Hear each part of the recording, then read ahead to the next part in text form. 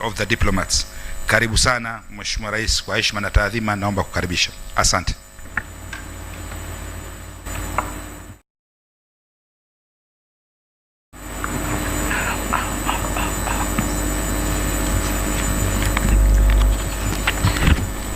May we please take our seats.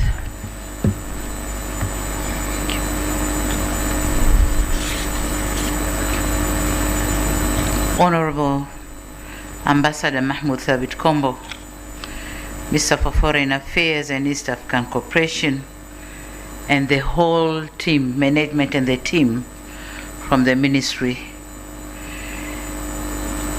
Ambassador Dr. Kosiluka, the Chief Secretary of the government, Principal Secretary, the President's Office, Majura Mahendeka, Excellencies, Your Excellency Dr. Ahmad Al-Badawi Mohamed Faki, Ambassador of the Union of Comoros and the Dean of the Diplomatic Corps, Excellencies, Heads of Diplomatic Missions and International Organizations, and other members of the Diplomatic Corps, distinguished guests, members of the press, ladies and gentlemen, good morning. Excellencies, in the spirit of friendship, allow me to once again welcome you to the State House here in Chamwino, Dodoma, to our annual diplomatic gathering. I'm not sure if this time we call it a Shweri party or just a gathering. The first ever to be held here in our capital city. Thank you for honoring my invitation. And as we begin 2026, I extend my warmest wishes for the new year to you and the global leaders you present. I'm aware that there are high commissioners, ambassadors, and representatives of international organizations who have joined the diplomatic community since our last gathering. I warmly welcome you and assure you of my personal and the government's full support during your tour of duty in the country. Excellencies, we meet at a time when the international environment remains complex. Conflicts persist, economic uncertainty continues to affect many societies, and climate shocks are increasingly frequent and disruptive. In such a world, Tanzania remains firmly convinced that dialogue, cooperation, and multilateral solutions are indispensable, and the value of diplomacy is not ceremonial, it is essential. The past year has been impactful and one of profound transition, not only for us, but for our neighbors and allies. In memoriam, we pause to honor the prominent global icons who have passed away this last year. Their contributions to development will forever be etched in our history. We extend our deepest condolences to their nations while their legacies challenge us to lead with greater purpose. On the other hand, we have witnessed the wind of change, and we have watched with keen interest the various elections across our continent. We congratulate the newly elected governments in our brotherly nations. Tanzania stands ready to work with these new administrations to strengthen African Union's vision of an integrated and prosperous continent. We note with satisfaction the prevailed democratic resilience across the globe. Despite our own challenges, we celebrate the peaceful transition of power seen in friendly nations abroad, including some of your own countries. Their success provides us with a roadmap for our own institutional reforms. As you are aware, diplomacy is deeply rooted in mutual respect, and I wish to take this moment to extend my warmest congratulations To all nations celebrating their national days this month, Tanzania celebrates with you. Your progress inspires our own, and your friendship is a pillar of our foreign policy. Excellencies, the past year was a significant chapter in Tanzania's journey. Economic diplomacy remained central to Tanzania's foreign policy, with government's efforts focused on attracting investment, strengthening public-private partnerships, and expanding priority sectors to drive economic growth, create employment, and promote inclusive development. My administration remains committed to further unlocking our economy by, among other things, empowering the private sector. Looking ahead, we'll pay particular attention to the blue and green economies, logistics, manufacturing, and digital landscape. Furthermore, we are eager to harness our extractive sector, including natural gas, iron, steel, and critical minerals, to drive national development. Excellencies, as you are aware, we successfully conducted our 7th democratic election, achieving a milestone with nearly 44% women representing in the National Assembly, and the election was solely financed through domestic resources. This underscored national ownership, institutional maturity, and the government's commitment to self-reliance in managing democratic processes. Despite these remarkable achievements, with heavy hearts, we acknowledge the challenges of the unrest and violence on the election day and shortly thereafter. Our response was essential to maintain constitutional order and ensure safety of all citizens and diplomatic community. To our partners in the diplomatic community and the foreigners residing here in Tanzania, I express my sincere sympathy for the uncertainty, service disruption, and internet shutdowns you experienced. I assure you, we remain vigilant to ensure your safety and prevent any repeat of such experiences. Excellencies, democracy is a journey of growth. Every political system contains grievances. It is clear, in accordance with our Constitution, and lastly, pledge to establish a Truth and Reconciliation Commission to proceed our new constitution process. My administration is resolved to use this second term to repair, rebuild, and renew our nation. To my fellow Tanzanians, the discord we witnessed is not who we are. It's not at all. To our international partners, we recognize that stability is the currency of diplomacy. Today, I plead that our path forward will be paved with the stones of justice, dialogue, and a renewed respect for the democratic process. And in this regard, allow me to quote philosopher Søren Kierkegaard, who once said, "Life can only be understood backwards, but it must be lived forwards." In this context, as a country, we understand the mistakes of our past, but our eyes are fixed firmly on the future. Excellencies, Tanzania remains one of the Africa's fastest growing economy, with almost 6% GDP growth and inflation maintained at a stable 3.3%.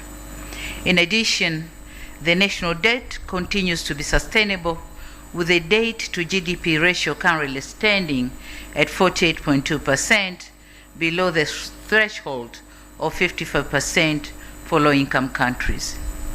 As for our capital markets, the Dar es Salaam Stock Exchange saw market capitalization rise by 34.3%, reaching billions of Tanzanian shilling, about 23,995 by year end. In addition, We have continued to enjoy favorable credit score, B1 from Moody and B+ from Fitch credit rating.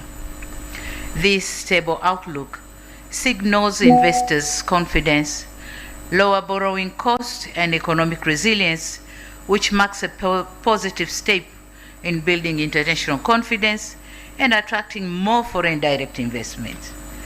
We endeavor to ensure continued governance reforms, reducing foreign currency shortages, and improving the tax to GDP ratio.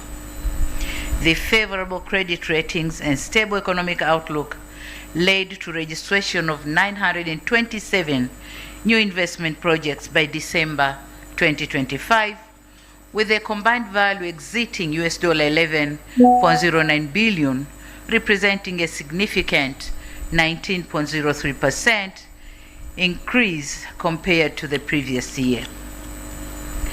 The registration of these projects in 2025 stands at the record of the highest number of projects registered in calendar year since the establishment of the Tanzania Promotion Agency, breaking the record of 905 projects last year. On these 927 projects, 66, equivalent to 7.12%, are expansion projects demonstrating sustained confidence by existing investors in Tanzania's growth trajectory and its investment climate. Collectively, the 927 projects are expected to generate more than 162,895 new jobs for Tanzanians, while foreign direct investment FDI remained robust. Local investors' participation also remained strong, with 288 projects, equivalent to 31.07%, expected to be implemented by domestic investors, reflecting growing confidence among Tanzanian entrepreneurs. To our investors, we pledge to ensure the existing and new investments are protected and secured. On the other hand, in 2025, we continued with our industrialization journey, and we have experienced a rise in key economic sectors. The leading sectors include agriculture, of which its productivity continued to grow, with the food self-sufficiency ratio standing at 120% in 2024-25, reflecting a growth of around 3.2% over the period.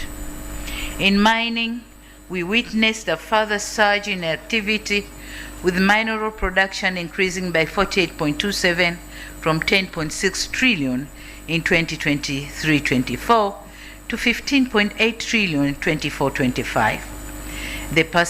The percent driven largely by gold, coal, building and industrial material. We are leveraging the 47.27% surge in mineral production witnessed in 2024-25 to bolster our national economic security.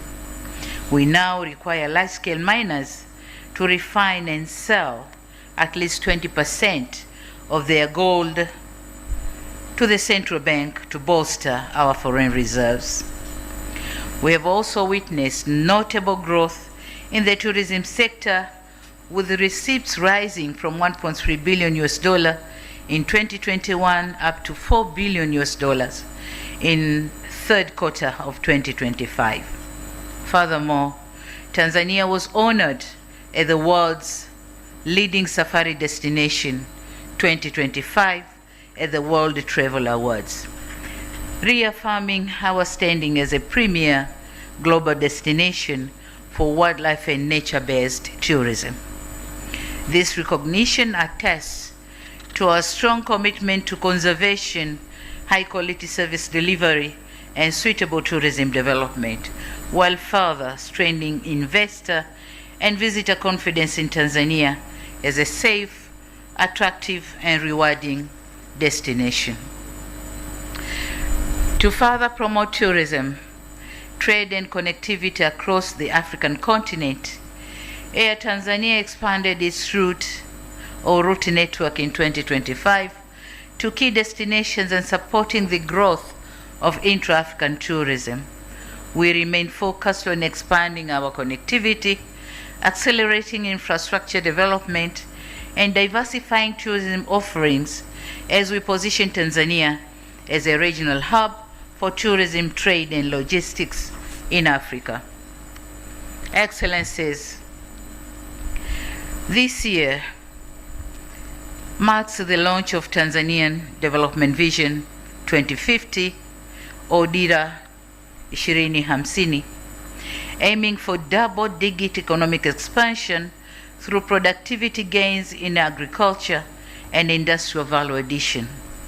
In this regard, we will also prioritize new economic frontiers by unlocking the blue economy, green economy, logistics, and digital landscape. Key focus will also be placed on harnessing natural gas, and our efforts will be geared toward the finalization of the $42 billion liquefied natural gas project, which will position Tanzania as a major player in the global energy market. On the other hand, the country is building an enabling environment that will attract investment, innovation, and promote local value addition in the critical mineral sector. Our drive will be towards promoting responsible investment that power the technologies of tomorrow, support the global energy transition, industrial development, and ensure direct benefits for Tanzanians. We invite governments, private sector actors, and development agencies to come partner with us in this key sector. My government is committed to managing these resources responsibly, transparently, and inclusively. I note with great enthusiasm the recent G20 endorsement of the critical minerals agenda. Tanzania fully supports this initiative and stands ready to engage actively with international partners to ensure that these resources contribute both global clean technologies and inclusive growth at home. Excellencies, as we all know, to unlock the economy, we need to invest in key infrastructure projects. Work is still going on to ensure completion of the standard gauge railway and the East African crude oil pipeline, which is set for completion in July 2026. The completion of Julius Nyerere hydropower plant and the operationalization of the SGR are not just engineering milestones, but engines of our new mineral economy. We are also putting a strong emphasis on value addition, export capacity, and job creation through the special economic zones by linking infrastructure and industrial ecosystems. Our message is clear. Tanzania is moving from exporting raw potential to exporting the value-added commodities. Within this strategy, ports and trade gateways play a critical role. Furthermore, we are advancing strategic projects, including Bagamoyo and its associated industrial ecosystem, not for prestige, but to unlock trade, industry, and competitiveness. Our infrastructure agenda is designed to serve Tanzania and the wider region as a platform for shared growth. Excellencies, as our economy diversifies and scales, human capital remains at the heart of our development strategy and the ultimate guarantee of our national resilience. Tanzania youth are the heartbeat of our 10% growth target. Vision 2050 has set a clear path to their prosperity. We moved beyond rhetorics by establishing the Ministry of Youth under my office, a strategic move to institutionalize their energy and directly integrate them into a $1 trillion economic vision. We now invite the international community to partner with us in transforming this youthful person into skilled human capital, and that will drive our national transformation. We are cognizant of the fact that a competitive economy is impossible without a healthy workforce in building a dynamic and a healthy human capital.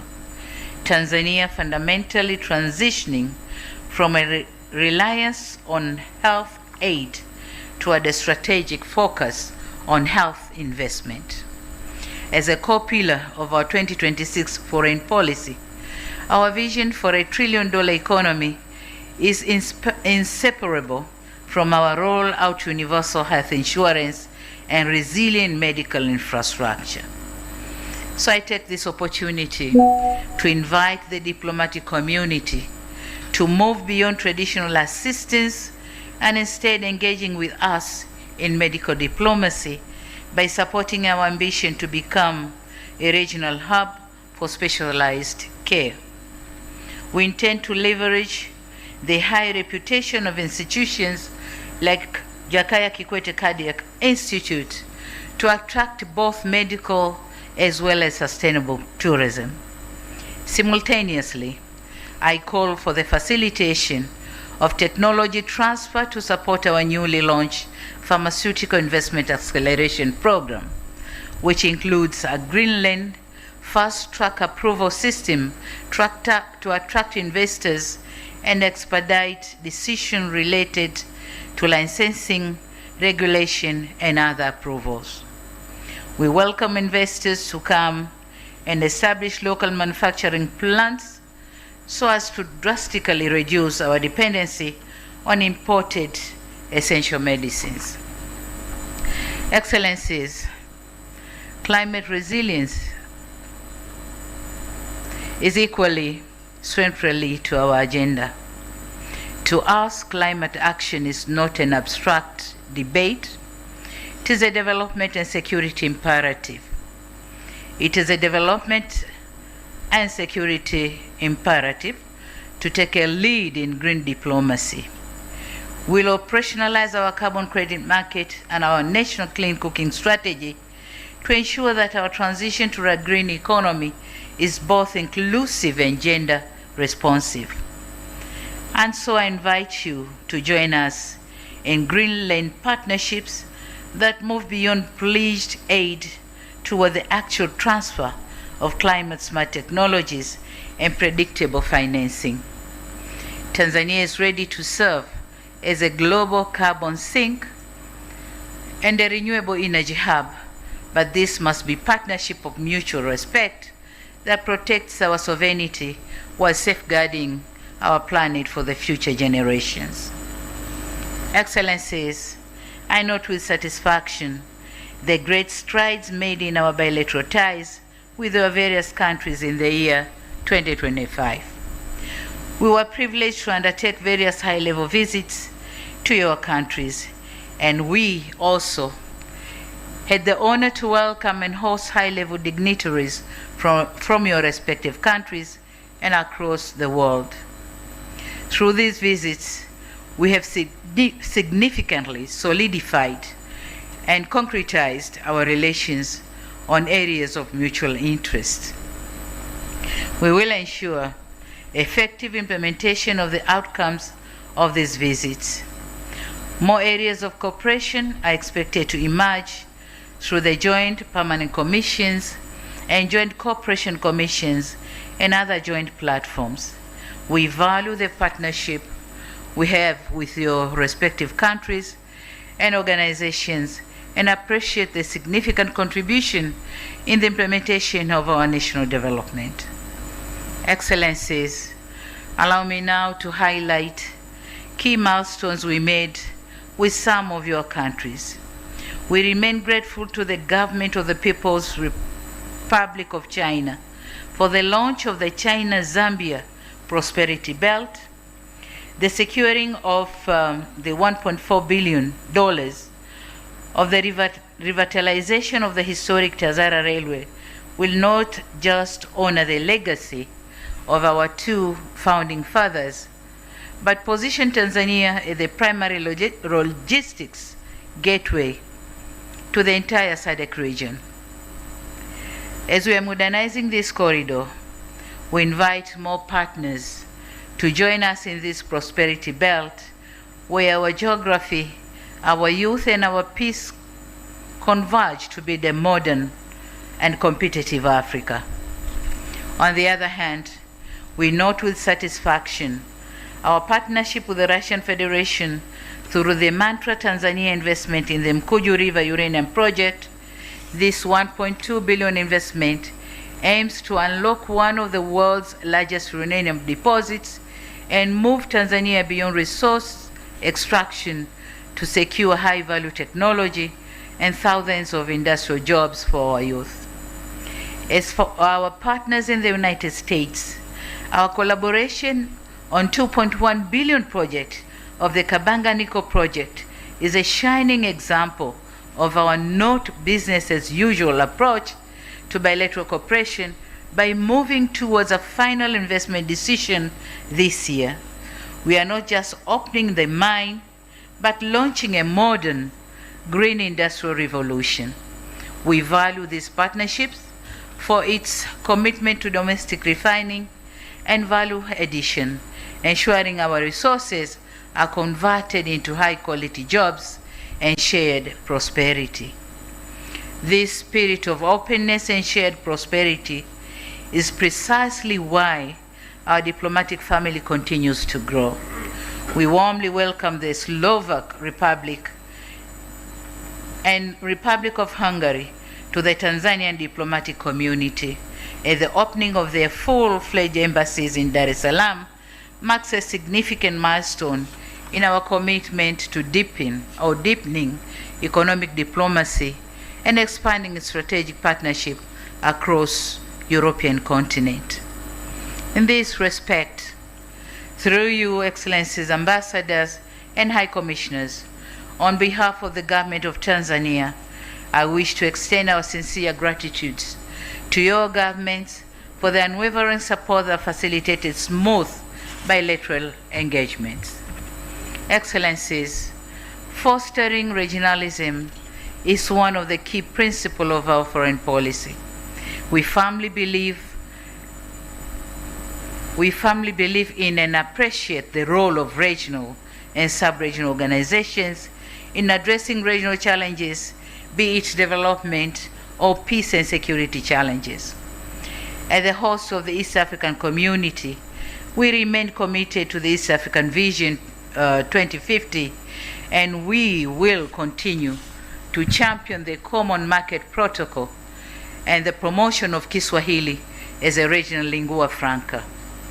Tanzania has successfully moved from a position of cautious protectionism to one of proactive leadership, facilitating free movement of goods, labor, and services that underpins the 2026 goal of a more unified and competitive East African cooperation. Excellencies, as founding member of SADC, our role in the region will continue to be defined by a resolute commitment to collective security and the principle that regional development is impossible without peace. Tanzania can be viewed as a consensus builder for its pivotal role of successfully hosting the landmark joint EAC SADC summit in Dar es Salaam to harmonize fragmented peace processes into a single cohesive African-led framework. This summit sent a clear message that just as our challenges are shared, so must be our solutions, reaffirming the mantra African solutions for African problems. Excellencies, on the continental stage, Tanzania's voice has never been more vital. As the third vice chairperson of the African Union and a member of the African Union Peace and Security Council over the past 4 years, the United Republic of Tanzania has played an active and constructive role in shaping Africa's governance and peace and security architecture, guided by a long-standing tradition of Pan-African solidarity and responsible multilateralism, Tanzania has consistently championed diplomacy, inclusive dialogue, and African-led solution as the most effective pathways to conflict resolution, social cohesion, national unity, and lasting stability.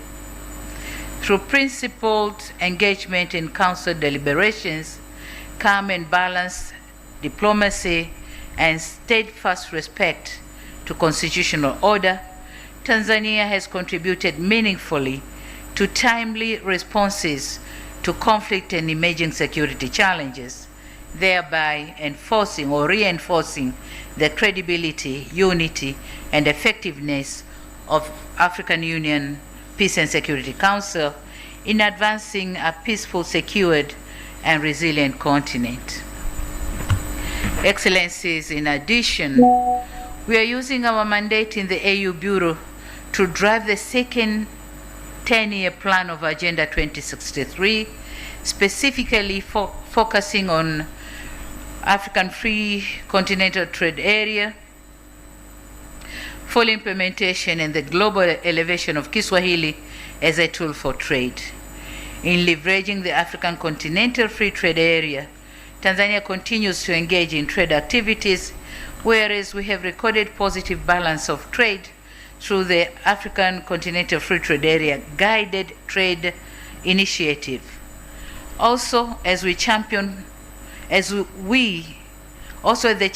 of women and youth in trade under African Continental Free Trade Area, I call upon the international community to support the financial inclusion agenda for women and youth to facilitate their involvement in trade.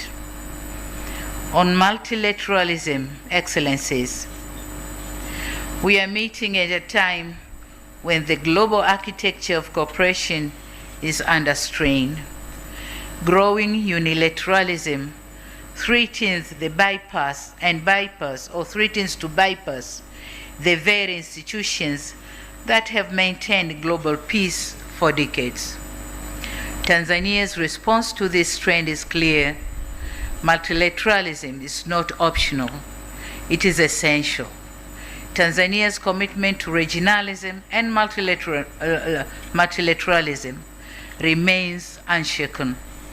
In an area of growing unilateralism, we believe multilateral platforms are the only way to balance interests and coordinate actions for the global good. In 2025, we utilize every multilateral platform to advocate for a more equitable global financial architecture, refuse to be mere spectators in debates that affect our sovereignty. We use our voice to urge the global powers to ensure that the rules of the international system work for many, not just for the few. Excellencies, the year 2025 also carried special significance for the international community as the 80th anniversary of the United Nations. For Tanzania, this milestone was not merely commemorative. It was an opportunity to reaffirm our enduring faith in multilateralism, international cooperation, and the founding principles of the United Nations. In our engagement at the United Nations during this anniversary year, Tanzania underscored a clear message that the credibility and relevance of the multilateral system must be preserved through equity, inclusiveness, respect for international law, and meaningful reform, particularly to ensure that the voices and interests of developing countries are fully reflected. Tanzania reaffirmed that peace, development, and human dignity are inseparable, and that global challenges demand collective, rule-based solution rather than unilateral actions. Excellencies, it is undeniable that Tanzania's outlook on the global scene in 2025 was both prospective and challenging. In the year 2026, our voice will be raised to offer solutions, and our efforts will be concerted to resolve challenges. will do so guided by our traditional tenets of promotion of peace and stability, good neighborliness, adherence to the principle of non-alignment, non-interference in domestic affairs of other countries, upholding human rights, including the rights to development, and promoting regionalism and multilateralism. Tanzania will therefore not seek to take sides in a divided world, but rather will seek to build bridges that will bring the world together. Our commitment is towards a world governed by law, not by force. Excellencies, it will be remiss of me if I do not appreciate the support rendered by your respective governments to various candidatures of Tanzania in different organizations whose elections was held in 2025. Moreover, in advancing our cultural diplomacy, Tanzania continues to champion the promotion of Kiswahili as a unifying language that connects peoples, culture, and economies across borders. A particularly historic milestone was reached last year with UNESCO's decision to recognize Kiswahili as one of the official languages of its General Conference. This decision of a profound importance, as it marks the very first time a language of African origin has been accorded such status as the organization's highest decision-making body. Thank you very much, UNESCO. In conclusion, Your Excellencies, Tanzania remains a friend for all. We are non-aligned but multi-engaged, bridging the global West concessional support or the global East infrastructure support. We seek sovereign pragmatism and engage in partnership that respect our autonomy while delivering mutual prosperity. The United Republic of Tanzania is focusing on its future. We seek trade, not aid, technology transfer, not technical assistance. We welcome collaboration in de-risking projects through development financing institutions, export credit, blended finance, and risk insurance. We encourage deeper private sector linkages and strong people-to-people ties through education, skills partnership, and cultural cooperation. We are building a nation that has learned from its past and focusing on its future. I urge you to look beyond the headlines of the past months and see the structural reforms we are undertaking. Our doors are open, our policy is clear, and our resolve is firm. Let us move from dialogue to delivery and from shared intent to shared impact. Let us build together for global prosperity. I end my remarks as I began by wishing you, your families, staffs, governments, organizations a happy and prosperous New Year 2026. May I now request you to join me in a toast.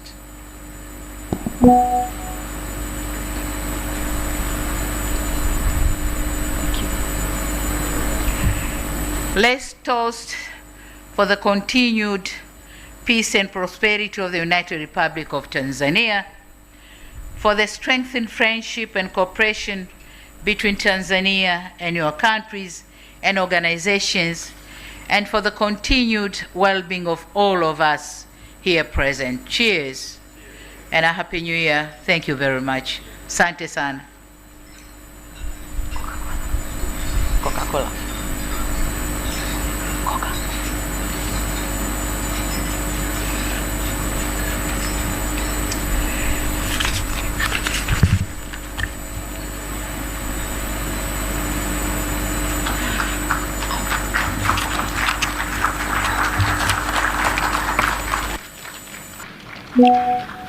Thank you very much, Your Excellency, the President, for your leadership and for your reflection of 2025 and sharing your vision for 2026. And specifically, you are resolved to use your second term to repair, rebuild, and renew our nation.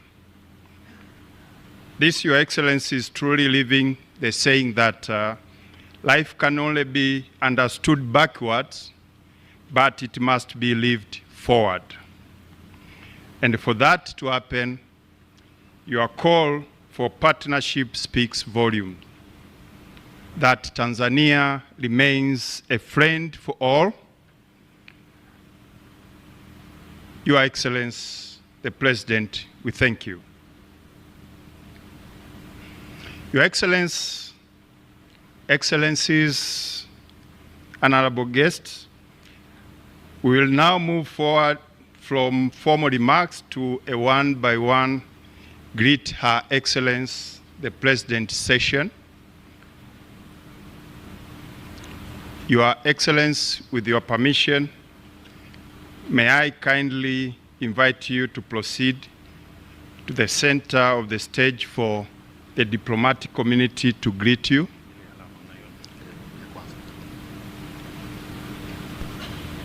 Thank you, Your Excellency. Your Excellencies, we kindly request that we keep it brief.